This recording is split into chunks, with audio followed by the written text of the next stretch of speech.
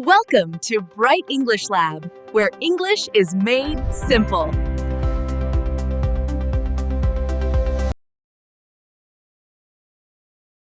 Welcome to Bright English Lab.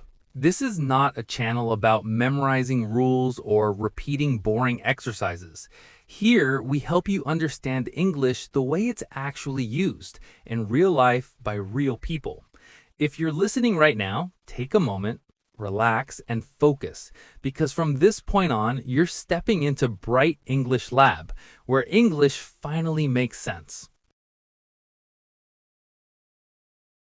Hello, everyone. I'm Leo. And I'm Chloe. It's great to have you with us today. Today, we're talking about a very big and very common question in English. It's a question you will definitely hear. The question is, tell me about yourself.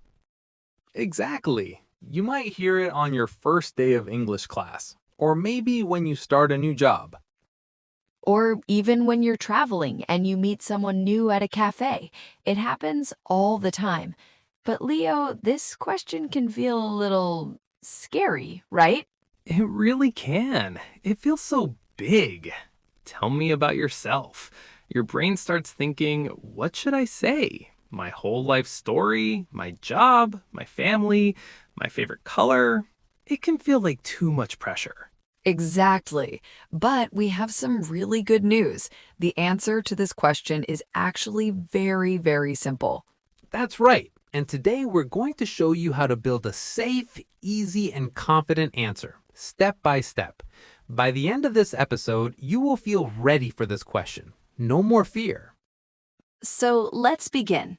I like to think of the answer like building with Lego bricks. Each brick is one small, simple piece of information.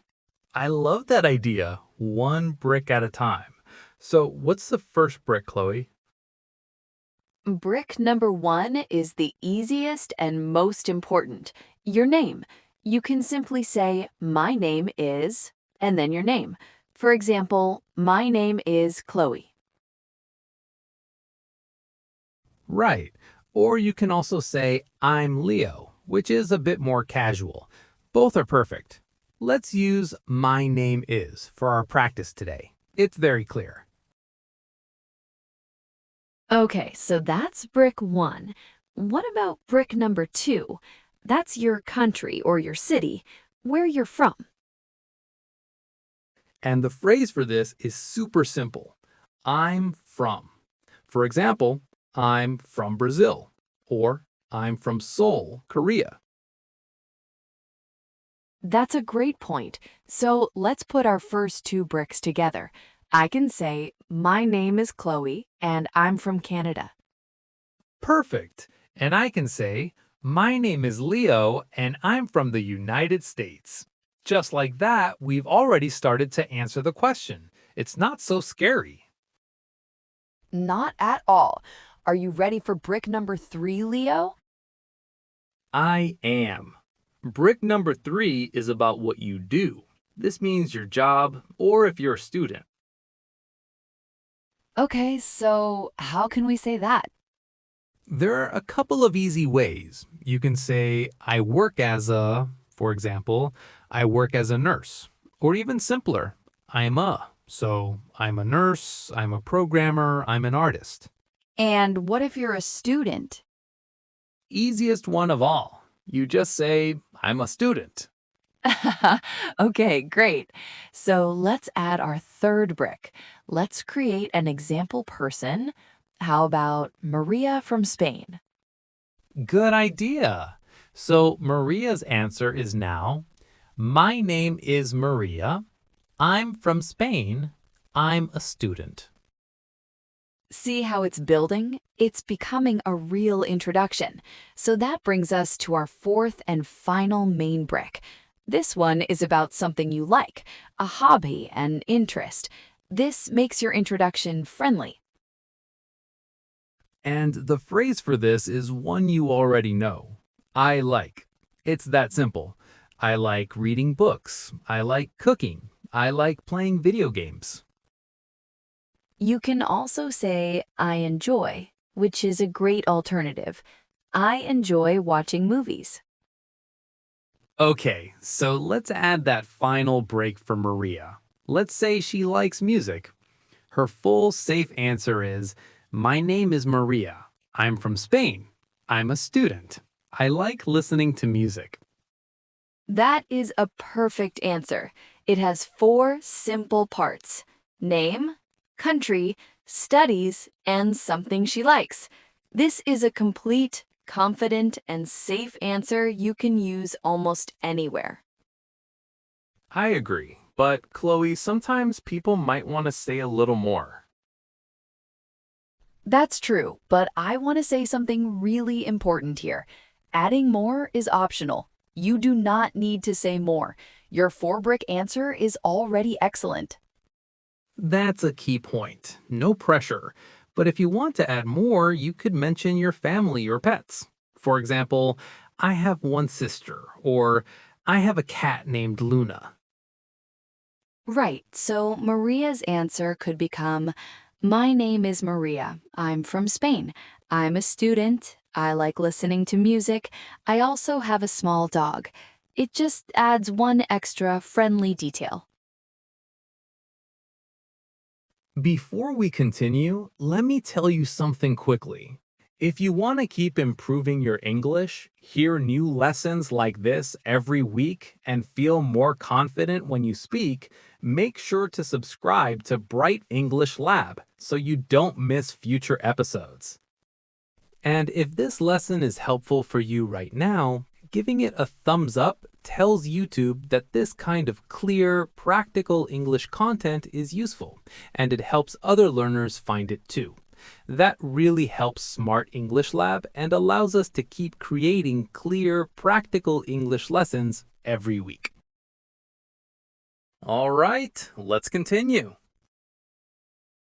All right, we're back. We have our safe building blocks, and we know we can add optional details. Leo, how can we add a little more personality to our answer? A great way is to talk about what you like and what you don't like. It's very human. For example, you could say, I like coffee, but I don't like tea. Or, I like sunny days. I definitely don't like rain. Oh, I love that. And here's another wonderful phrase. I'm more of a person. This phrase is great for showing what you prefer. Can you give us an example, Chloe? Of course, you could say, I'm more of a morning person, which means you like waking up early. The opposite is, I'm more of a night person. You can also use it for things like pets. I'm more of a dog person, or I'm more of a cat person. It's a great natural sounding phrase. Or even, I'm more of a sporty person. Or for example, I'm more of a gamer person if you love playing video games. It is. So let's create another example person. How about Kenji from Japan? We can say, my name is Kenji.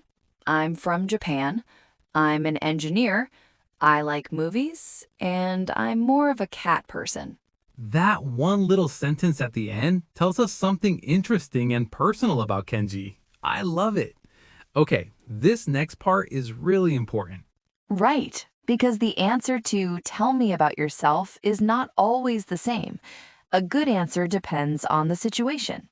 Exactly. So let's look at 3 real-life examples. A short answer, a medium answer, and a long answer. And remember, all of them are correct.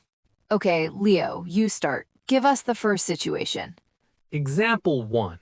The short answer. Imagine you are at a very busy party. It's loud, there's music, and lots of people are talking. You don't have time for a long story. You need a fast answer. Okay, so what would you say? A perfect short answer would be something like this. Hi, I'm Paolo. I work with Sarah. It's nice to meet you. That's it. Your name and how you are connected to the party. It's fast, friendly, and perfect for that situation. That makes perfect sense. No long story needed. Okay, my turn. Example 2. The friendly medium answer. Imagine you're at a friend's house for dinner.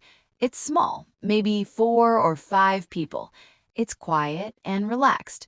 Someone asks, "So tell me about yourself." Okay, so here you can say more. This is the perfect time for our 4 building bricks. Exactly. You could say, "Well, my name is Lena. I'm from Poland.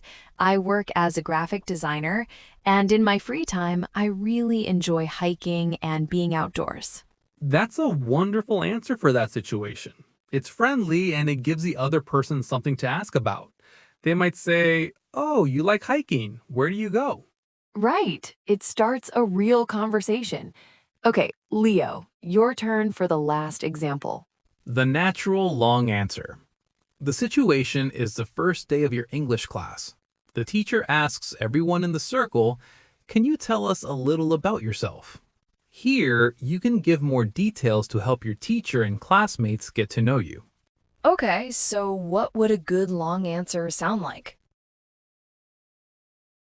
Hi everyone, my name is Carlos. I'm from Bogota, in Colombia. I'm an architect. I'm taking this English class because I want to improve my speaking for my job.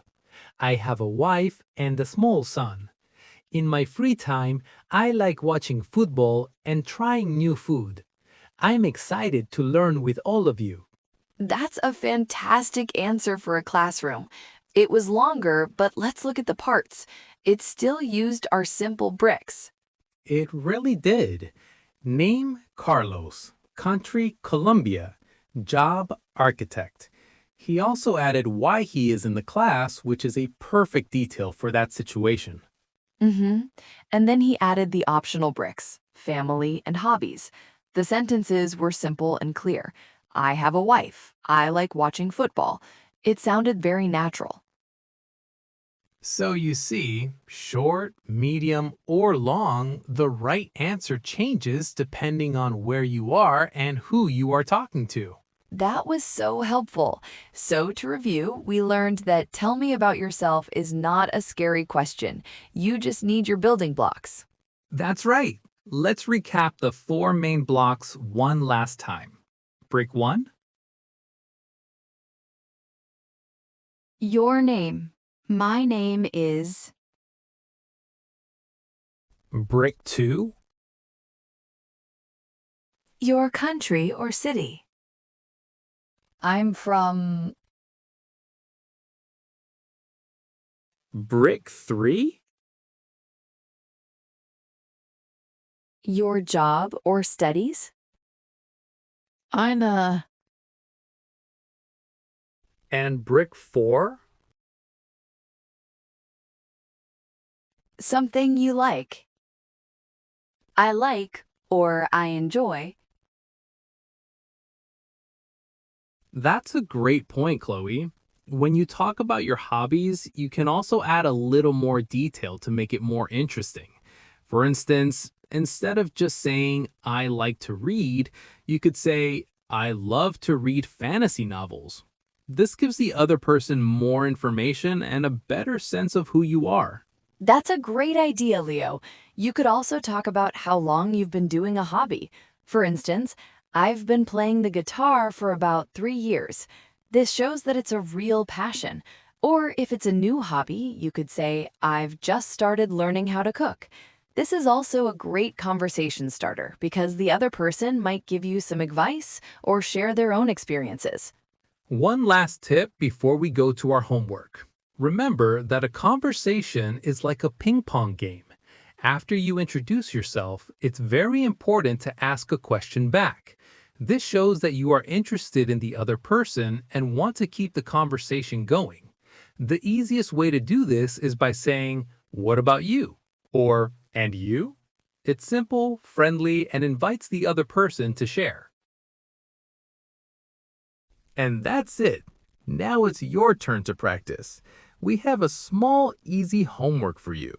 We want you to write 3 or 4 sentences about yourself using these bricks. For example, my name is, and I'm from, or I work as a, and I like. Then, and this is the important part, say them out loud. Hearing your own voice say these words is so helpful for building confidence. It really is. You can do this. Thank you so much for joining us today at Bright English Lab. Keep practicing and remember that every step is progress. We'll be back next time with another lesson where English finally makes sense. Goodbye for now.